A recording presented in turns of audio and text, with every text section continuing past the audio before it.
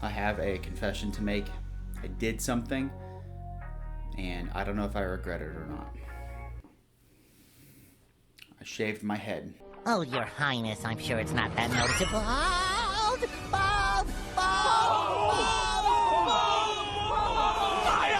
Honestly, I was just tired of it looking thin all the time. I'm gonna grow back out, just trying something out. But yeah, so this video kind of snuck up on me. I initially thought about doing some kind of YouTube stuff back in 2024.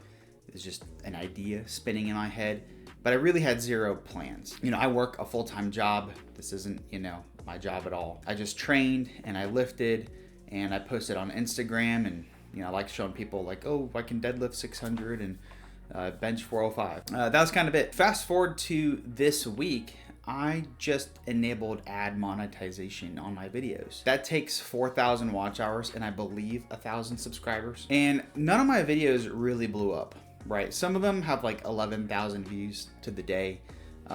That took about a year. I didn't get this far by screaming into the camera or pretending to be somebody I'm not. So if you are a normal lifter and you are a creative person like I am, and maybe you've thought about starting a YouTube channel but felt like you didn't quite fit the mold, this is just kind of exactly how it happened for me. What worked, what hasn't worked, what I would do differently. There's a lot of those things. And if you stick around to the end, I'm going to tell you what my biggest mistake has been so far. And additionally, I'm going to give you practical tips and tricks or tools or whatever, just life pro tips on what I would do if I was starting a fitness YouTube channel today. So I started the channel really for one simple reason. This is already how I spend most of my free time. I'm a big yapper and I'm already a creative. I like making things, doing like creative writing projects. I have a bunch of books and I listen to a lot of audiobooks. Even though I'm a meathead and aiming for a 500-pound natural bench press soon, I've always had a nerdy kind of artsy side. Now, I didn't start off always being a fitness dude. My fitness journey didn't start off with confidence. I had a lot of gym anxiety. I felt out of place for a long time. My last video I posted was basically my origin story, how I overcame gym anxiety to get where I am today. Here it is. But as I got stronger, and there was a point where I was the strongest guy in my Planet Fitness, and then I was the strongest guy at Crunch Fitness, and then I was one of the, if not the strongest guy at my old powerlifting gym. And an interesting thing happens when you get strong is people want to talk to you, especially if you have a nice face like myself and are just generally friendly. But it's just something I've always done. I like talking to people in the gym. I talk to people on Reddit, like r/gym and r/fitness. People DM me on Instagram. I talk to people at competitions, and I talk to people about the gym even if they don't really want to talk about the gym. Sorry to a lot of those first dates. But honestly, somebody sees you in the gym bench 450 at a commercial gym, for instance. They may come over and talk if they're interested in strength gaining. You spot them, they spot you, you trade advice, you make friends. What I'm really trying to say is when you are one of the strongest guys around, people are gonna start gravitating towards you. And I've talked people's ears off in the gym about programming and periodization and different accessories, strategies and cues, nutrition, philosophy about lifting. I felt like I was already doing YouTube already, just without the camera. And like a lot of people with creative minds, I just felt like I had something to say. I had ideas about strength training that not a lot of people on YouTube or online were talking about, especially in the ways that I felt like I needed to hear it years ago. I guess it's the same reason anybody feels like they have to write a book or make art and show it to people. I felt like I had something to say. I felt like I had something to contribute, and I felt compelled to do so. If you can tell by my videos, I'm not a flashy dude, right? I'm not really doing narratives in the gym. I'm just in my home office or around my house. And yeah, I know I switch the camera all the time in different videos. I'm not really a high energy person all the time. I don't scream into the camera. I try not to over edit. I'm not really big on hype. Although before a big lift, that testosterone can definitely hit and I can flip that switch. But that's not how I normally talk to people. So I wanted the channel to feel like how I actually coach people and how I actually talk to people. Calm and thoughtful and direct. So with YouTube, authenticity has always mattered to me more than just trying to play the algorithm. So let's talk about what I've learned so far and what I screwed up. One thing about me and the way I create is I tend to do it in bursts. I get get micro obsessed. So I post a video, it can do kind of well, and that gives me momentum, and I just want to post another video the next week. I want to keep going and going. And then I kind of burn out and then repeat. So this year has been me trying to find that middle ground. When I spend days editing, it's sometimes weeks, trying to do fun little transitions with swoosh effects. All that stuff makes a video better, but it is flashy, and for me the payoff just hasn't really always been there. If anything, some people say it's been a little too edited. And my best performing videos so far have just been me like talking and riffing on the camera. I've had some very heavily scripted videos where I read line by line, and I have others where it's just a general outline and I kind of riff off of it, and like this one is what I'm doing now. And those generally tend to be my better performing videos. So I think if you're like me and you are a naturally calm person, then your editing should probably match that. The people here, the community we've built, all you guys, I generally feel like you guys care more about the information than the delivery of it. I mean, delivery matters, but it's not gonna blow up my channel overnight. So quick pause, if you find this stuff really helpful and you're either a lifter or you're thinking about starting your YouTube journey, maybe starting something creative, I would appreciate if you considered subscribing. Like I said, delivery still matters though. I have obsessed over thumbnails. That's something they talk about in all the YouTube videos of how to blow up your channel, for instance.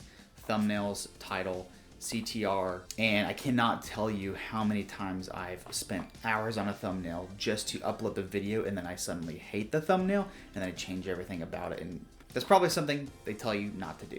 And I still do it, and I do it too much. One thing I have noticed is that some videos that performed poorly or okay often kind of blew up months later. So I will say YouTube doesn't forget about your videos. It's constantly trying to find the right audience, and sometimes you just have to let a video breathe. So one of the things I did when I started the channel was I set really realistic goals. My first video was January of 2025, and my big goal wasn't even to get monetized this year. It was just to have 500 subscribers by the end of summer. To me, that would be an indicator that I have an audience and that people are actually caring about what I'm saying. I didn't really set any view goals because honestly, I was too new to this and I couldn't control that. What really told me I was on the right track were the comments you guys leave. People saying the video helped. People following me on Instagram saying, dude, I love your video. It's helping me reach a 405 bench. People saying you deserve more views. People engaging. You know, to me, those comments mattered way more than the video views. I read them all. I really appreciate you guys. They genuinely keep me going. So if you're like me and you're creating videos and people are saying like, you need more views, I'm here early, that's a good sign you're on the right track, I think, even if your videos aren't skyrocketing. So here's the really big mistake I made, and is it really more of a mistake? Is it really more of a mistake or just kind of neglect? I didn't upload for 6 months. Now, that probably sounds a little douchebaggy to say I still got monetized in a year. Now, it's not like I just mentally checked out. I filmed a video in October, and honestly, I just got burned out from the editing process, and then I started a new job, and then the holidays happened, and then the next thing I know, I was like, oh my gosh, I haven't actually uploaded anything in half a year. Like I said, I was still active. I checked comments every day. I checked my metrics all the time. I changed some thumbnails around, and I even started doing some online coaching to people who reached out. But the truth is, I was just stressed with life. And part of me was like, well, I'm not even like making money off of this anyways, so it's only worth a certain amount of my time week to week. Like I said, I think my micro obsessions and creative bursts can lead to burnout. Genuinely, the hardest thing about doing this is the editing process. As I'm speaking right now, I've got 16 minutes worth of voice recording. I know 8 of that's probably usable.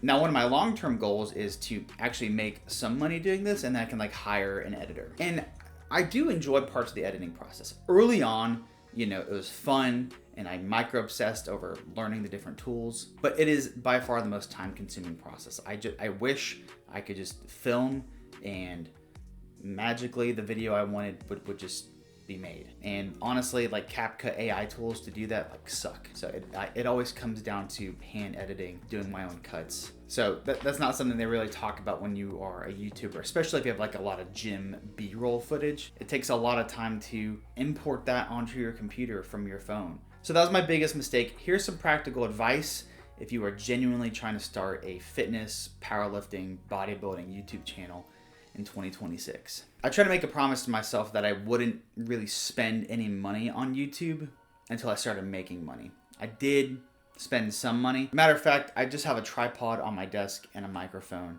and my iPad for my outline. That's it. And a lamp. I don't even have a ring light, just a lamp. And some days I don't use my tripod. Like I forget it at the gym or something like that. So I just prop my phone up against my computer monitor and I call that a day, and I get a good enough face shot from that. So if you're on a budget like I was and not really willing to invest a lot of money, Five Below tripods are often $5. One of my problems early on though was terrible audio. You can go to my very first couple videos and listen to the audio difference between then and now. Lock out like that second half of the lift.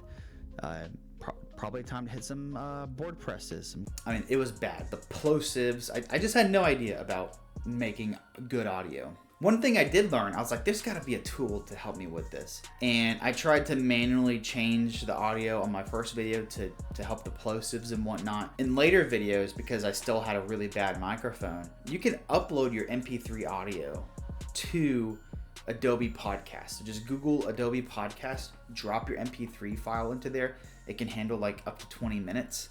And it will use AI technology, wizard magic, to make it sound a lot more podcast quality. Now it can sound a little robotic and weird, so you can kind of tell the difference between me just using this microphone now versus some of my earlier videos where, you know, it's hard to explain. But it was definitely a very cheap alternative to getting decent audio. But audio isn't everything. My very first video is one of my best performing videos because the subject matter is what people care about. They want to bench 405 pounds naturally. They don't care if the guy has a bad microphone. So I just upgraded to the Yeti Nano and I'm liking it a lot. I'm not really bothering with the Adobe Podcast stuff anymore, but it's just a useful tool. Like I said, I didn't want to spend money. I didn't buy a camera. My camera is my iPhone. In fact, let me double check to make sure I'm freaking recording. I am. It's another big mistake I've made before is shooting everything, recording the whole audio, and I forgot to turn on the record button. That's one of the downsides of using a phone is just you're not getting any feedback with what you kind of look like. So sometimes I use the front facing camera, but it can take a while to learn how to use the back facing camera. You gotta take a couple like test videos. I don't really use a ring light. I just have a desk lamp. I did watch a lot of videos on like how to frame your shots and stuff, and I'm still learning, but it's kind of good enough. Now, what's really helped my channel is just these kind of talking head videos. I've done several shorts and I've done some lives. They personally haven't helped me a lot. If I go on live for a whole gym session, I might get like 1 subscriber, which is worth it to me. You know, it's better than not doing anything. But I have learned that my channel will not be made or broken by YouTube shorts. I'm not gonna get 10 million videos on squatting 600 pounds. Not that many people care.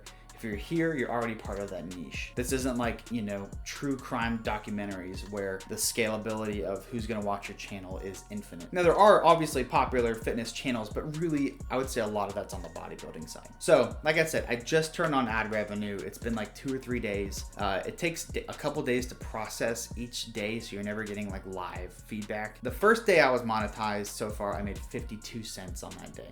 The second day, it was like $1.22. That's about what you can expect when you are able to first turn on ad monetization and you have a couple videos with 10,000 views and a couple with like 200. Maybe that's gonna equal $15 a month, maybe 30, maybe somewhere in between. I love that. It's better than nothing, right? But for real, it's not about the money. It's about sharing what I know with like-minded people. It's about continuing what I was already doing just to a bigger scale. If this channel never breaks 10,000 subscribers, I'm still gonna be thrilled. We built a community and that would be 10,000 more than I ever expected. We're already 700 more than I expected by the end of the year, basically. So here's some of my final takeaways. If I had to boil this down, obviously niche matters. Your knowledge matters. Posting lifts alone probably isn't gonna grow a YouTube audience. I scroll through YouTube shorts and if I see a dude just like lifting, I generally scroll by. It's gotta have some kind of information or some kind of like hype or motivation to it. And honestly, like I can tell what you're lifting. I'm not gonna subscribe to somebody if they're squatting 400 pounds. I might subscribe if they squat 800 pounds and then they kind of show me some of their tips and tricks. My best performing video by far is me just simply explaining how I added 70 pounds to my bench in like half a year. And that was very minimal editing, just talking camera. Now, one of my most passionate topics is injury prevention and risk and how to handle injuries. And that video took me like 3 weeks of constant filming, editing, script writing. That was a love project and it is my worst performing video by far. So that taught me a lot, that the effort you put into a video will never equal the amount of clicks you get. And that's not to say low effort wins. I mean, like I said, if you're just posting yourself lifting and you're getting like 100 shorts views, then yeah, low effort usually means low performance. But also, I really expected that video to perform well. I was like, I poured my heart and soul into it. It's a freaking documentary almost, and nobody watched it. And that's nobody's fault. That's my own fault. It's just something to think about going forward. It made me think like, okay, the information, what people come to me for, they want to know how to do things. So let me end with this. If you're building something, keep going. Progress compounds in ways day to day that you may not even be noticing. If this helped, I would really appreciate you liking, subscribing, maybe leaving a comment. I'm going to be documenting the next year or two. And yes, I have more videos planned. I spent all of last year talking about bench. I have a couple more bench press videos in my queue, though probably for the next couple months, I'm gonna be focusing on deadlift and squats. Now, when I bench 500, you bet your butt I'm gonna be doing a ton of videos on that. So maybe in a year, I'll show you how much the channel has kind of grown. I'm all about being open and honest here. Like I said, this isn't even like a side income for me. $1 a day just isn't a side income. I already have a job, so I'm more than happy to share some of the financials and how much YouTube is paying me and how much it's costing me. So yeah, thanks for being here, everybody. Meathead out.